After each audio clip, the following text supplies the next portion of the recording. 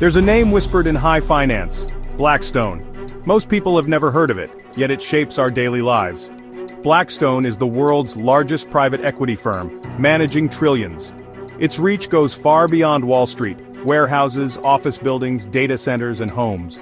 The firm saw shelter not as a right, but as an asset class, a commodity to be bought and sold.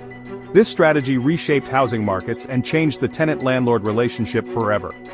Blackstone's power lies in its invisibility, operating through a maze of subsidiaries with different names. This anonymity shields the firm from scrutiny and accountability. This is the story of how Blackstone quietly became one of the world's most powerful landlords. It's a story that affects us all, whether we realize it or not.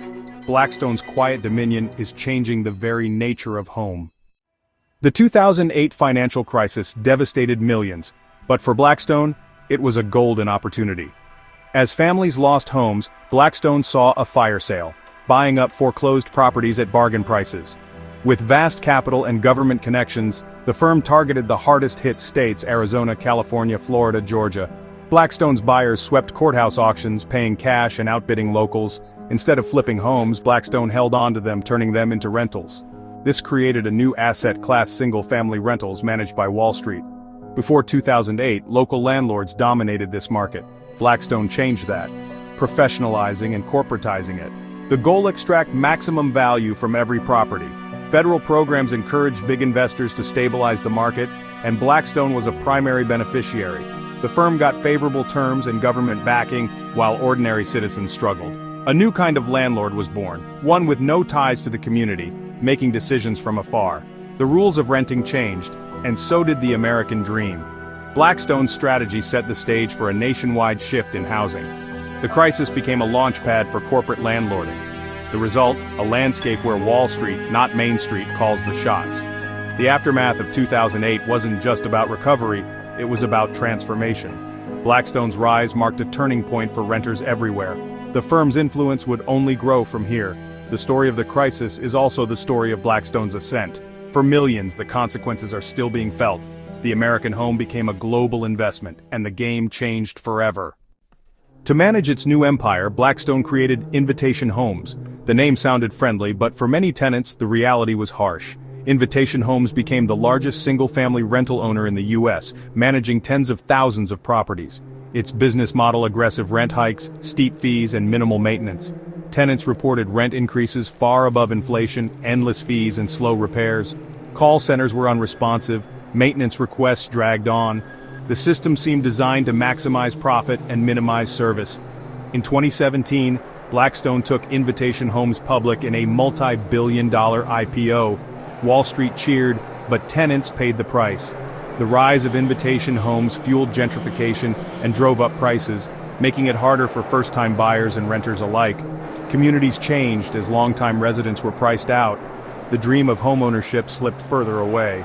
Invitation Homes wasn't just a landlord, it was a force reshaping neighborhoods. The corporate landlord era had arrived. For many, renting became more expensive and less secure. The American landscape was being redrawn, one lease at a time. Blackstone's model set a new standard for profit-driven housing. The impact rippled across the country. The story of Invitation Homes is the story of a new kind of landlord, one that puts investors first and tenants last. The consequences are still unfolding, and the stakes couldn't be higher. Blackstone's U.S. success was just the beginning. The firm exported its strategy to Europe, targeting countries hit hard by crisis: Spain and Ireland. The playbook: buy distressed real estate, convert it to rentals, and dominate the market. In Spain, Blackstone bought up mortgages and foreclosed apartments, creating the Fidere subsidiary. Fidere acquired thousands of social housing units, built for low-income families. Under Blackstone, these became market-rate rentals. Rents soared and long-term tenants faced eviction or impossible choices. Protests erupted, but Blackstone's financial power prevailed. In Ireland, the story repeated. Blackstone partnered with banks, bought distressed properties, and became a top landlord. Tenants reported sharp rent hikes and declining conditions. The Blackstone model proved ruthlessly effective no matter the country. Housing became a global commodity, and displacement followed. From Phoenix to Madrid to Dublin, the pattern was the same. Local communities lost control, financial giants gained it. The firm's strategy was simple: treat housing as an asset, not a home. The consequences were felt by the most vulnerable. Blackstone's global reach left a trail of anger and protest. The model spread, and so did the backlash. The world's biggest landlord was now everywhere. The question, who benefits when housing is just another investment? For many, the answer was clear, not the tenants. The Blackstone model had gone global, and the world would never be the same.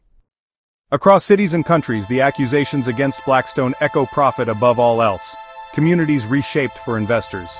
Eviction is at the heart of the criticism, used as a business tool, not a last resort.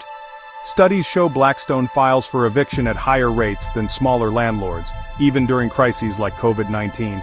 Tactics include not renewing leases or evicting for minor violations. For families, an eviction can mean ruined credit, homelessness, and shattered stability. In Europe, tenant groups like Spain's La PAH have staged protests and sit-ins to block evictions. In Berlin, public anger led to a referendum to expropriate corporate landlords. The issue goes beyond rent hikes. It's about the loss of community. When one landlord dominates, neighborhoods become transient, insecure, and disconnected. People invest less in their homes and communities, knowing they could be forced out at any time. The result, a landscape of precarity and isolation. The human cost of the Blackstone model is invisible on financial statements, but for tenants, it's all too real. The question remains, who pays the price for Wall Street's profits? Blackstone's power isn't just financial, it's political. The firm spends millions on lobbying, hires former officials, and its executives advise world leaders. This access shapes policies in Blackstone's favor. After 2008, central banks pumped trillions into the economy, creating perfect conditions for Blackstone to buy assets cheaply. Policies meant to save the economy ended up enriching private equity. CEO Stephen Schwarzman is a major political player, ensuring Blackstone's interests are always heard. The firm can push for weaker regulations and tax breaks, keeping its business model profitable. This influence shields Blackstone from accountability. Despite accusations of predatory behavior, legal consequences are rare. Complex corporate structures make responsibility hard to pin down. Regulatory agencies are often outmatched. Blackstone claims its subsidiaries act independently, using legal firepower to fight challenges. The result, a sense of immunity too big, too connected to be held to account. The firm operates in the shadows, protected by wealth and influence. For ordinary people, challenging Blackstone is an uphill battle. The COVID-19 pandemic brought hardship for millions, but for Blackstone, it was another opportunity. As Main Street suffered, Blackstone's profits soared.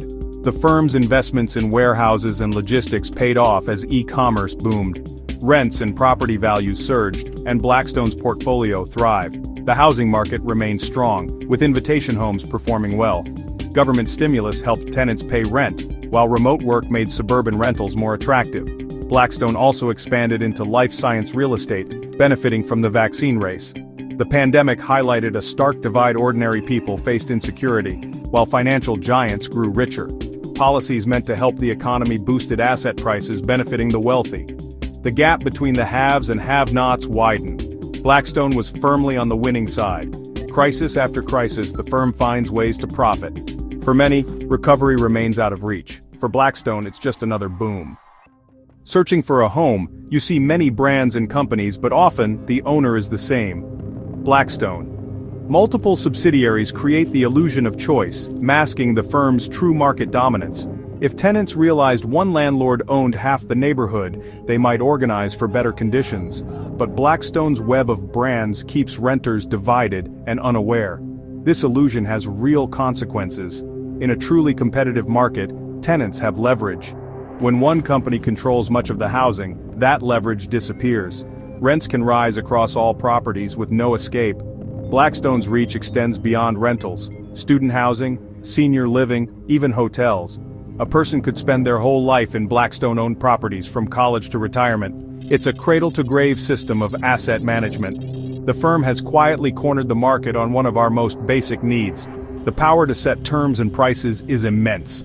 For renters, the choice is often an illusion, and the invisible landlord is everywhere. Blackstone's rise is part of a bigger story: the rise of private equity. These firms operate in the shadows, managing trillions for investors, not the public. Their goal: maximize returns, often by targeting life's essentials, housing, healthcare infrastructure. When private equity takes over, the public good can take a backseat to profit. Accountability is elusive. These firms answer only to investors. Layers of ownership obscure who's really in charge. Private equity is a shadow government shaping lives without consent or oversight. The world they've built blurs the line between public service and private profit. Homes, hospitals, and utilities become financial assets, not public goods. The Blackstone story is a warning a few financial actors can quietly gain control over our most basic needs. The question is urgent. Do we want homes to be a human right, or just another commodity? The answer will shape our future. The stakes are nothing less than where and how we live. The world of private equity is here. Are we ready for it?